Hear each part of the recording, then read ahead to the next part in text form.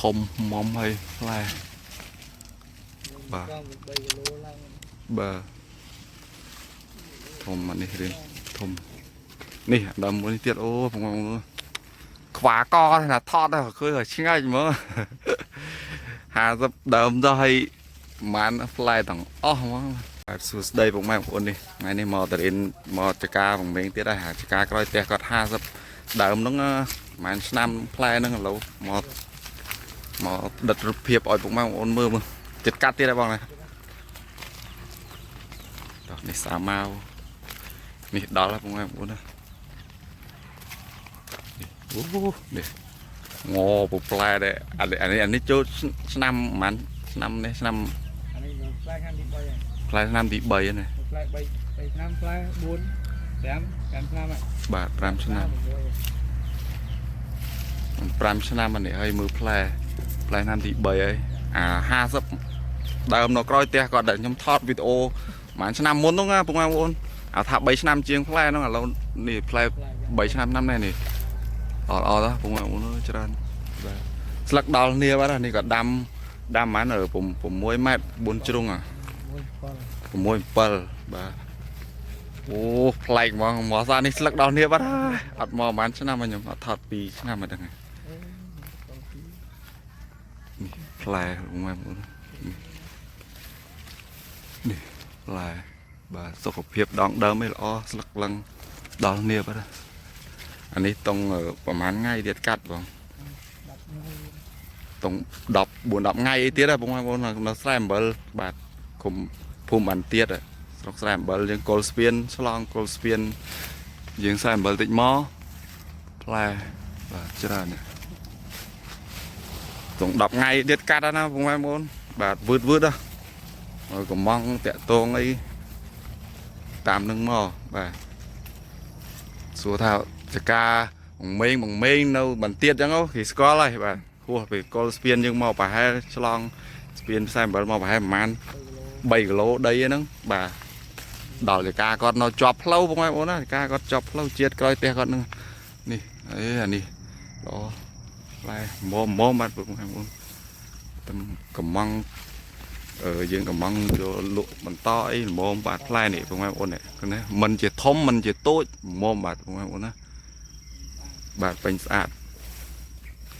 គ្រប់ដើមnăm nayផ្លែទាំងអស់បងអូប៉ុន្តែអានេះឆ្នាំទី3នេះវារៀងច្រើនណាស់មែនទេបងរៀងច្រើនជាង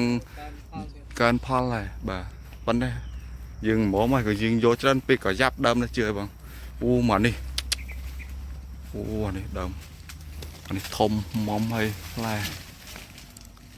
បាទបាទធំអានេះរៀងធំនេះដើមមួយទៀតអូបងប្អូនខ្វាកណាថតឃើញឆ្ងាយមើល50ដើមទៅហើយបានផ្លែទាំងអស់ហ្មងជាប់ទាំងអស់នៅក្រៅយើងមើលពីក្រៅឃើញផ្លែដែលចូលមកក្នុងនេះបងប្អូនឃើញនេះផ្លែឡើងស្រស់មូលមុំបាទស្អាតបងប្អូនហើយអាចការមួយនោះកាត់ថ្ងៃទី25នេះហើយមែនទេបងបាទការនៅដែលខ្ញុំថតមុនវីដេអូមុនថ្ងៃសែនចូលឆ្នាំចិននោះសែនចិននោះឥឡូវចការនេះក៏ប្រហែល10ថ្ងៃទៀតកាត់ទៀតបងប្អូនណាខុសនេះ4 5ថ្ងៃបាទបងប្អូនកាត់ទៀតហើយនេះ4 10ថ្ងៃអូអានេះរៀងធំទេអានេះរៀងថ្លោះ50បាន50ដើមនេះទាំងអស់ហ្មងចឹងដើមល្អបងប្អូនអត់មានអន់ទេណាដើមបងក៏ធ្វើបានល្អអូអានេះបានបងមានរាប់បានរាប់ឡើងទៅប៉ុណ្ណឹងបានមុំមកស្អាតអូគ្រប់ដើមហ្មងនេះផ្លែអត់មកយូរល្អចិត្តស្លឹកដល់នេះអស់បាត់ហើយណាយើងមើលពីក្រៅអត់ទៅឃើញមែនទេបងអូអានេះធំលេអូ1 4 5គីឡូអត់ហ្នឹងហើយអានេះធំមកដើមនេះអូវាទាំងអស់បងប្អូននេះ មុំអត់ផ្លែខ្ញុំអត់មកដូចអត់មក2ឆ្នាំបើអីប្លែក2ឆ្នាំប្លែកបាត់ដើមមូនេះមើលនោះស្អាតផ្លែស្រួលអត់មានពណ៌អីមិនស្រស់អីណានេះពណ៌វាស្រស់ពណ៌ស្អាតផ្លែតរេនអត់មានសិតអត់មានអីទេបន្លាវានៅទាំងអស់ណាបន្លាឃើញផ្លែមូលស្អាតនេះបងប្អូនណា10ថ្ងៃអីទៀតកាត់បានណាបងប្អូនណានេះអូមកនេះខ្វាកបងប្អូនអើយនេះអ្នកដែលមកកាត់មកថតនៅនេះទៅកាត់ទៅបាទគេមួយប្រកាសជាជាប់ចិត្តហ៎បងប្អូនយើងអស់នេះតមកដើមទៀតអស់ដើម50ដើម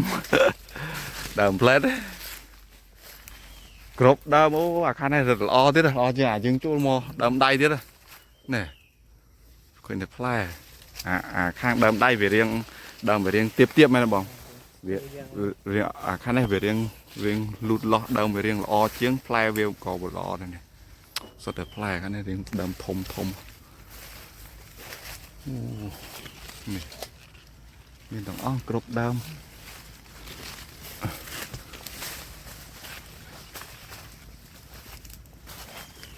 នេះអស់ហើយបងប្អូនដើរឡើងមកនេះផ្លែទាំងអស់អត់មានអត់ទេនៅលាបងប្អូនប៉ុណ្ណេះបាយយើងអាចតាក់ទងមកតាមខមមិនតាម Facebook នឹងក៏បានឥឡូវបងកាសលេខទូរស័ព្ទមួយមកលេខទូរស័ព្ទប្រហែល088 46 44 105បាទបងប្អូនណាហ្នឹងហើយចង់កំងតាក់ទងអីមកតាមលេខទូរស័ព្ទគាត់នឹងមកទេមកបាទនៅចិត្តយើងនេះទេចិត្តកុលស្ពានស្រែអំបិលទេបាទបងប្អូនណាអរគុណបងប្អូនបាយប៉ុណ្ណេះនោះមកត្រេនបាយ